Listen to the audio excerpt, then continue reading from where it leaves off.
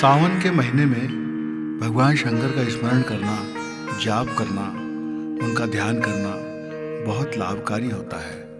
आध्यात्मिक शक्ति को पाने के लिए भगवान शंकर की कथा को सुनना भी बहुत कल्याणकारी होता है।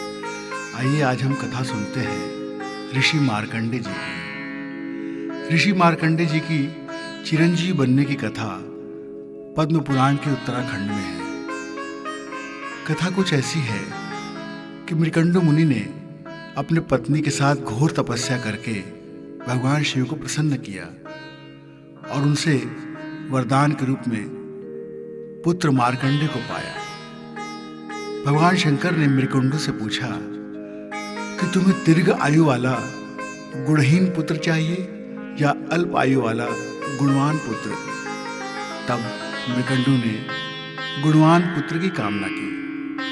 भगवान शंकर ने मार्कंडे की आयु 16 वर्ष निश्चित करके आशीर्वाद देकर चले गए। ऋषि मृकंडु जानते थे कि मार्कंडे की उम्र केवल 16 साल है, लेकिन उन्होंने अपने बेटे को कभी नहीं बताया। और एक दिन जब मार्कंडे ऋषि का 16वां वर्ष चालू हुआ तो उनके पिता उदास हो गए। पुत्र ने पिता से उदासी का कारण पूछा। तब पिता ने बताया कि बेटे, भगवान शंकर ने तुम्हें केवल 16 साल की उम्र दी है और ये 16वां साल तुम्हारा शुरू हो गया है।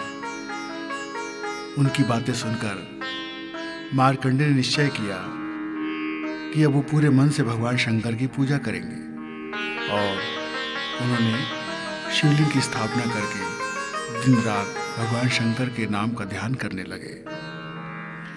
जब उनकी मृत्यु का समय निकट आया तो यमराज अपने दूतों के साथ उनके प्राण लेने के लिए आ गए। तब मार्कंडे जी ने कहा कि मैं शिव जी का स्तवन कर रहा हूँ, इसे पूरा कर लूँ तब तक ठहर जाओ। मगर काल नहीं माना और बलपूर्वक मार्कंडे को ग्रसना चाहा। ठीक उसी समय शिवलिंग से महादेव प्रकट हुए और हुंकार भरकर मेघ के समान गर्जना करते हुए काल के सामने खड़े हो गए। जब यमराज ने देखा कि साक्षात भगवान शंकर प्रकट हो गए तो उसने विनती की कि हे प्रभु, इसका केवल 16 साल ही उम्र बाकी था और अब इसे ले जाने का समय आ गया है। भगवान शंकर ने कहा कि मैं इसे अभयदान दे चुका हूँ, अब तुम इसे यहाँ से नहीं ले जा सकते। तब यमराज ने कहा कि प्रभु, इसका अंतिम समय है, इसका जीवन इतना ही था। यदि ये जीवित रहा तो ये प्रकृति के नियमों के विरुद्ध होगा।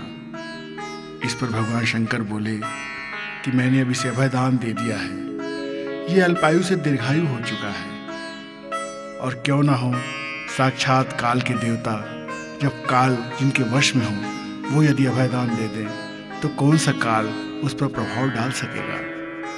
यमराज सुनकर बोले कि प्रभु, जैसी इच्छा, और वहां से चले गए। शिव जी ने उस बालक को उठाया और बोले, तुम्हें भयभीत होने की आवश्यकता नहीं है पुत्र, मैं तुम्हें दीर्घायु और विद्वता का आशीर्वाद देता हूँ। जब बालक ने उन्हें देखा तो उनके चरणों में गिर पड़ा। शिव जी ने उसे उठाया और पूछा कि कोई वरदान मांगना चाहते हो तो बोलो। उसने कहा कि प्रभु, मुझे केवल अपनी भक्ति का वरदान दीजिए, मैं आपके चरणों में सदा अपना मन लगाकर रखूं, इसके अतिरिक्त मुझे कुछ नहीं चाहिए। शिव जी ने उसे मनचाहा वरदान दिया और अंतर्धान हो गए। मार्कंडे वहां से अभयदान लेकर पिता और माँ के पास आए और उनके इस तप से उन्हें ऐसी प्रसिद्धि मिली कि वही बालक शास्त्रों का बड़ा ज्ञाता बना तथा श्री मार्कंडे पुराण की रचना की। श्री मार्कंडे पुराण में अलग अलग देवी देवताओं की अद्भुत प्रार्थना है। ऋषि मार्कंडे ने सिद्ध किया कि यदि काल के देवता की आराधना की जाए तो काल का कोई प्रभाव उस पर नहीं पड़ता। यद्यपि मृत्यु निश्चित है, इस मर्त्यलोक में जाना ही है, लेकिन काल के देवता की आराधना से मृत्यु का भय नहीं सताता और जीवन निर्भीक होकर के परम कल्याण पद को पाता है। अधिकांश पुराणों में मार्कंडे जी का सादर स्मरण किया गया है। स्वयं मार्कंडे जी के नाम से एक मार्कंडे पुराण है। एक स्थान पर मार्कंडे जी बड़ी सुंदर बात कहते हैं कि ममेति मूलम दुखस्य न ममेति च निवृत्ति, अर्थात दुख का एकमात्र कारण यह मेरा है यही है, और केवल इससे दुख का भाव हो जाता है कि ये मेरा नहीं है।